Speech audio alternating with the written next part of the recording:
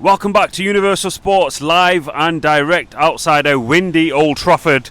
It is very turbulent at Old Trafford in more ways than one. Erik Ten Hag fighting to keep his job at Manchester United. If it's the first time that you're watching Universal Sports, make sure you do like, comment and subscribe, and let's get 500 likes on this video.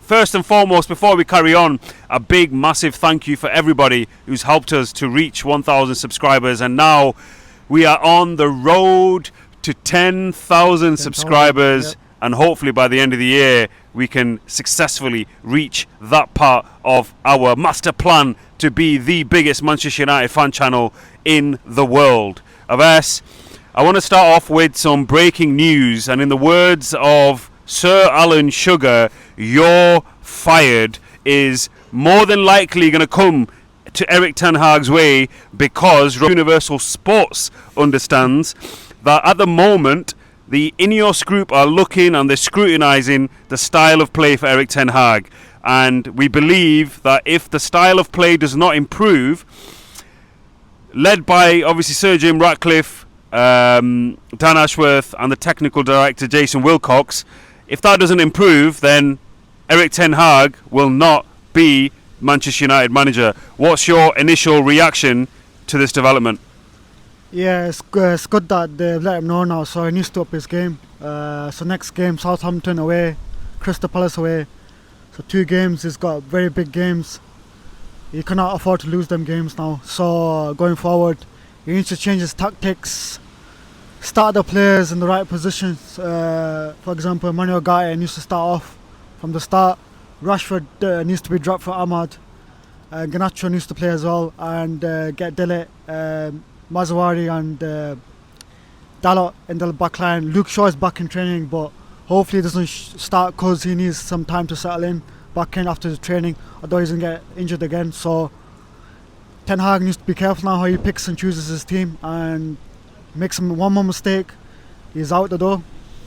On the theme of Manchester United managers, and this is unscripted, I've got some scenario here. We're going to do a blind ranking here.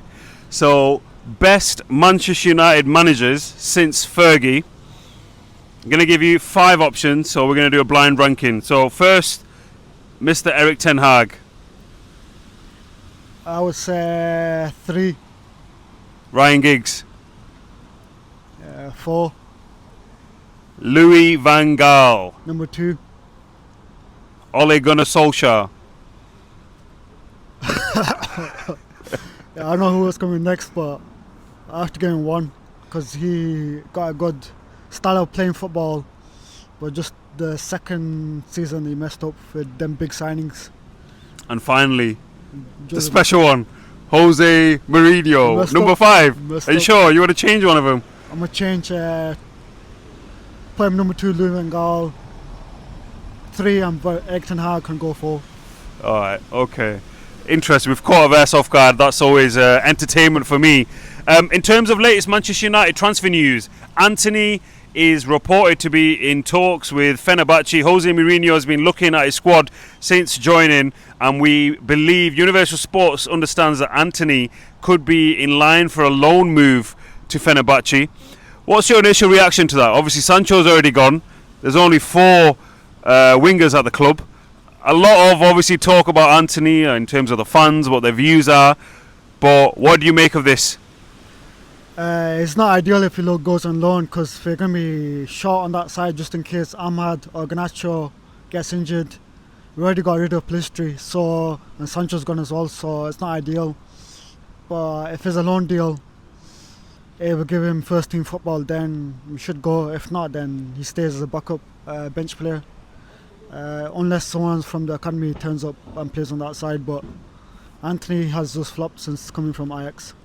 We also understand that there's been reports that Casemiro is also in talks with Galatasaray in terms of a loan move before the transfer deadline. And of course, we were there, Old Trafford, a lot of Manchester United fans getting on the back of Casemiro, a lot of talks of what his future is at Old Trafford. Fabrizio Romano earlier tweeted that he doesn't believe that Casemiro will be going anywhere out of Old Trafford unless he's told that he's not in the plans. What's your reaction to that? Do we get rid of him right now? No, we still need him because then we short again on midfielders. I don't know what United is going to play now if they get starting to do players and we short already. Unless people come from academy, or unless Sesko, the new Mali international, gets put into the first team, then we can get rid of Casemiro. If that's the way, then off you go, Casemiro. But I don't know if Galatasaray will pay his wages. He's on 300k at United. Will Galatasaray be able to afford that? It depends. If not, then wait till January and then. I think it's one of them where I think some United fans will be happy, but in terms of the squad depth at the moment, I think we've got a few flaws in the team, especially in midfield. Obviously, no Amrabat, no McTominay now. Something to look out for sure.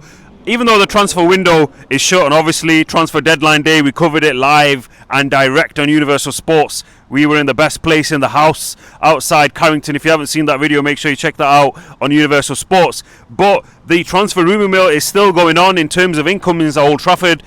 Adrian Rabiot, a man that has been linked to Manchester United for quite a few years now. He was at Juventus. He's on a free transfer.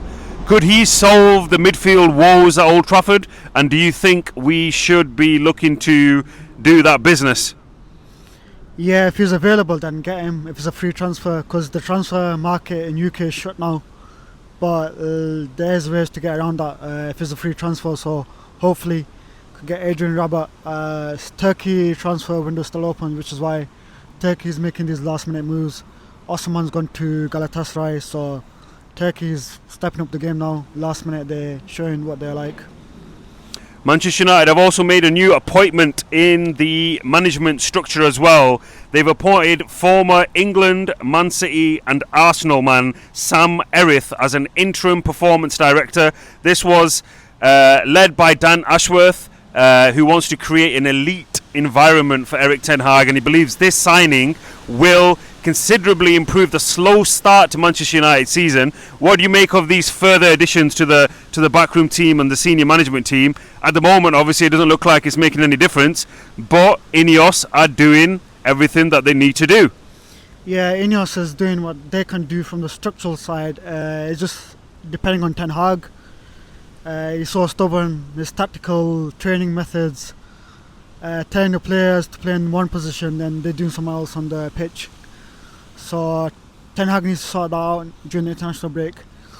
He needs to get back to the drawing board and sort himself out. Otherwise, defeat at Southampton could be his last game. If it's the first time that you're watching Universal Sports, make sure you do like, comment and subscribe, and let's get 500 likes on this video.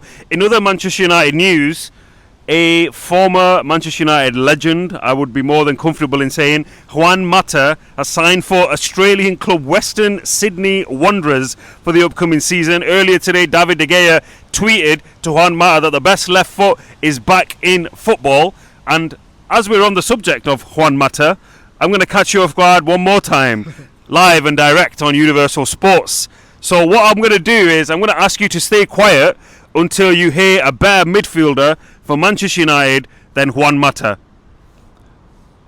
Let's go. Jesse Lingard. Cleverly. Anderson. Darren Gibson. Scott McTominay. Fred. And finally, Bruno Fernandes. Yeah, give it to Bruno. Yeah? Bruno, yeah. Talking about Juan Mata very quickly, obviously he's back in football. He's got a very close allegiance to Manchester United. How would you describe Juan Mata's career at Manchester United? I mean, he joined under the infamous David Moyes reign. Yeah, it was a good career for us, but he didn't have the support of the other team members, which was lacking, but he did quite well for us. Got the goals, like free kicks and goals here and there. Crucial Champions League goals. I'd have him on corners right now because we're awful on corners. But yeah, he was good with his left foot, but yeah, I wish him good luck to the Australian. What is clear is Erik Ten Hag is fighting to keep his Manchester United job. A lot of work needs to be done over the next couple of weeks before Manchester United are back in action away to Southampton, 12:30 kickoff. But until next time, we will see you again. But if it's the first time that you're watching Universal Sports, make sure you do like, comment and subscribe, and let's get 500 likes on this video, and we'll see you again.